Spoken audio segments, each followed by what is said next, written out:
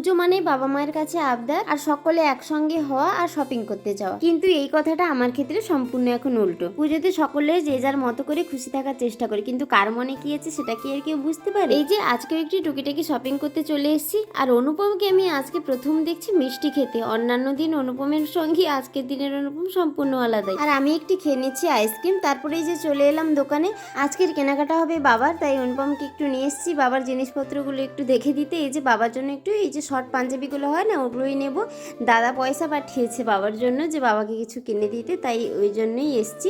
এই যে দেখো, এই যে দুটো পাঞ্জাবি নিয়ে নিলাম, আর এই বাড়িতে পরার জন্য বাবার একটি রেগুলার একটা প্যান্ট। হ্যাঁ, যেটা বলছিলাম, আমরা সকলেই কিন্তু পুজোতে খুবই খুশি থাকার চেষ্টা করি, অনেকে আমাদের খুশি রাখার চেষ্টা করে, কিন্তু আমাদের মধ্যে একজনের ফাঁকা জায়গাটা আমরা সবসময় মিস করতে থাকবো সারা জীবন। তাই সেই কষ্টটাকে আমার পরিবারের সকলের মনের মধ্যে চেপে রেখে আমরা সকলের কাছে হাসি খুশিতে থাকার চেষ্টা করি।